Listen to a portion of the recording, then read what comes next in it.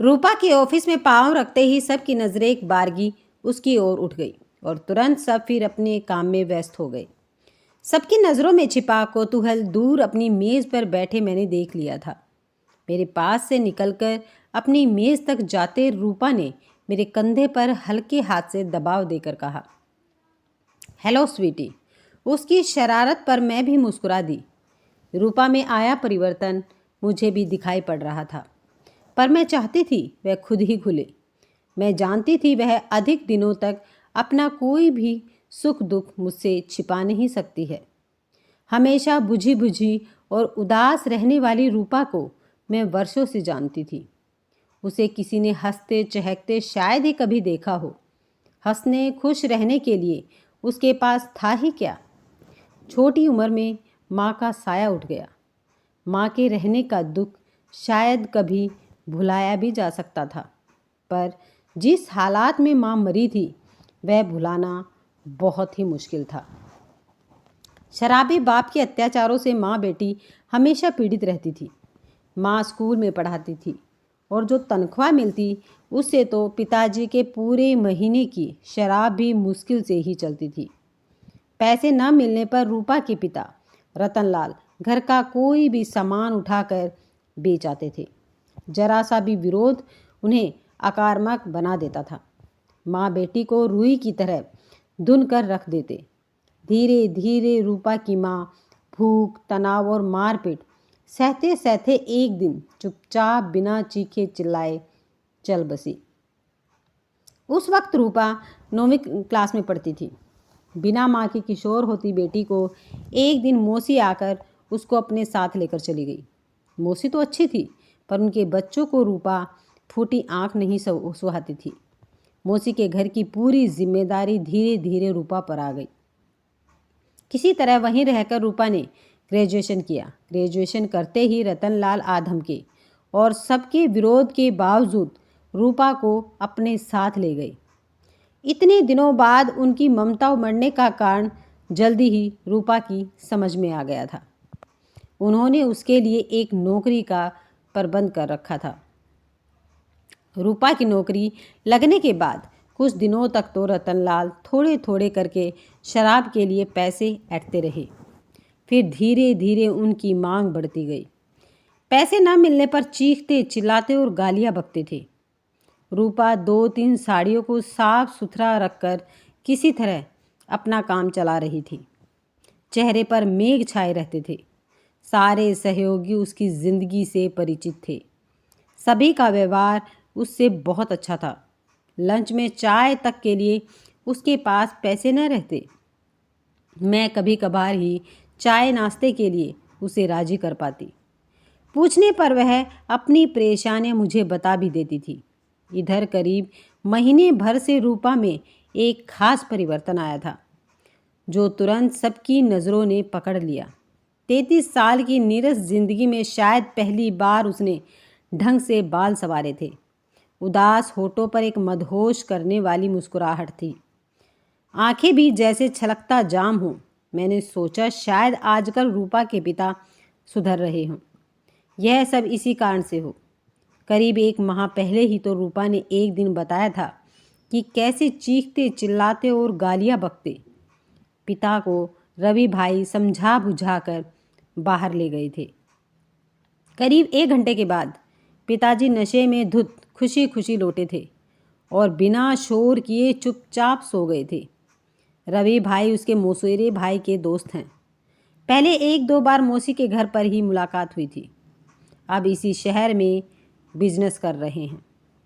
ऐसे ही रूपा ने बातचीत के दौरान बताया था कि अब पिताजी चीखते चिल्लाते नहीं हैं, क्योंकि रवि भाई की दुकान पर बैठे रहते हैं। काफ़ी रात गए वहीं से पीकर आते हैं और चुपचाप आकर सो जाते हैं। 2 महीने बाद अचानक एक दिन सुबह सुबह रूपा मेरे घर आ पहुंची। बहुत खुश नज़र आ रही थी, जैसे जल्दी जल्दी बहुत कुछ बता देना चाहती हो। पर मुझे व्यस्त देख उसने जल्दी जल्दी मेरे काम में मेरा हाथ बटाना शुरू कर दिया। नाश्ता मेज पर सजा दिया। मुन्ने को नहला कर स्कूल के लिए तैयार कर दिया। पति व बच्चों को भेजकर जब हम दोनों नाश्ता करने बैठी तो ऑफिस जाने में अभी 1.5 घंटा बचा था। रूपा ने ऐलान कर दिया कि आज ऑफिस से छुट्टी करेंगे। मैंने आश्चर्य से कहा, क्यों भाई, छुट्टी किस लिए? 1.5 घंटे में तो पूरा नोवेल पढ़ा जा सकता है, सुना भी जा सकता है। पर वह 1.5 घंटे में सिर्फ एक लाइन ही बोल पाई, मैं रवि से शादी कर लूं। रत्ना, मैं जैसे आसमान से गिरी रवि से, पर वह तो शादीशुदा है, बच्चों वाला है। यही ना। मैं आगे सुनने के लिए चुप रही। रूपा ने अपनी छलकती आंखें उठाई। मेरी उम्र तो देख रत्ना, इस साल 34 की हो जाऊंगी। पिताजी मेरी शादी कभी नहीं करेंगे। उन्होंने तो आज तक एक बार भी नहीं कहा कि रूपा के हाथ पीले करने हैं। मुझे एक घर चाहिए। रत्ना, रवि मुझे बहुत चाहते हैं, मेरा बहुत ख्याल रखते हैं। आजकल रवि के कारण पिताजी उधम भी नहीं करते। रवि के कारण ही मैं चैन की सांस ले पाई हूँ। शादी के बाद मैं रवि के पास रहूँगी। पिताजी यहीं अकेले रहें और चीखे चिल्लाएं। मुझे उसकी बुद्धि पर तरस आ गया। मैंने कहा, यहाँ तो अकेले पिताजी हैं, वहाँ सोत और उसके बच्चों के बीच रहकर किस सुख की कल्पना की है तूने? जरा मैं भी तो सुनूं। उसने मेरे गले में बाहें डाल दी। ओह रत्ना, तुम समझती क्यों नहीं? वहाँ मेरे साथ रवि है, फिर मुझे नौकरी करने की भी ज़रूरत नहीं।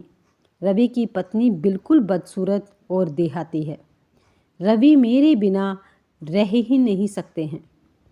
इसके बाद की घटनाएं बड़ी तेज़ी से घटी। रूपा से तो मुलाकात नहीं हुई, बस उसकी 1 महीने की छुट्टी की अर्जी ऑफिस में मैंने देखी। एक दिन सुना दोनों ने कहीं दूसरी जगह जाकर कोर्ट मैरिज कर ली है। इस बीच मुझे दूसरी जगह अच्छी नौकरी मिल गई, जहां मेरा ऑफिस था।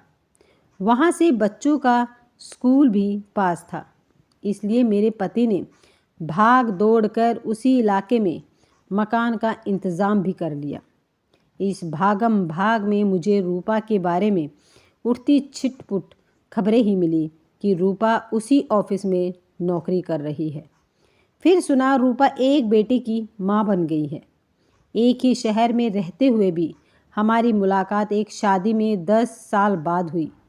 करीब 9 साल की बेटी भी उसके साथ थी। देखते ही आकर लिपट गई। मैंने पूछा, रवि नहीं आए? ठंडा सा जवाब था रूपा का, उन्हें अपने काम से फुर्सत ही कहाँ है। रूपा का कुम्हलाया चेहरा यह कहते और बेजान हो गया। उसकी बेटी का उदास चेहरा भी झुक गया। मैंने पूछा, रूपा, तुम्हारे पिताजी आजकल कैसे हैं? वैसे ही हैं जैसे थे। वह बोली, कहाँ रहते हैं? मैंने पूछा। कभी मेरे पास, कभी गांव में ज़मीन जायदाद बेचते हैं और पीते रहते हैं। शहर आते हैं तो मैं हूँ उन्हें पैसे देने के लिए। महीने में 8-10 यही मेरे पास रहते हैं। गांव में पिक्चर हॉल जो नहीं है, वहाँ बोर हो जाते हैं। पैसे देने से मना क्यों नहीं कर देती?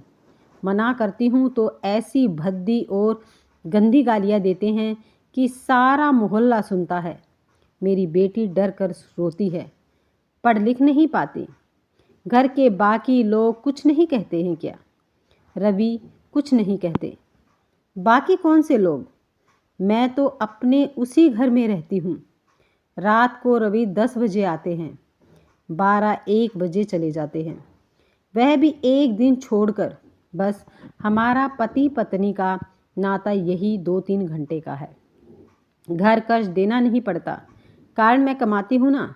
भाई कुछ तो खर्चा देते ही होंगे, तुझे न सही अपनी बेटी को ही। और क्या देंगे जब शाबाशी तक तो दे नहीं सकते। नीलू हर साल फर्स्ट आती है, कभी टॉफ़ी तक लाकर नहीं देते हैं उसे। नीलू का चेहरा और बुझ गया था, उसका सिर झुक गया। मेरा मन भर आया है। बोली, पागल, मैंने तो तुझे पहले ही समझाना चाहा था। पर रूपा की आंखें छलक गई। क्या करती रत्ना?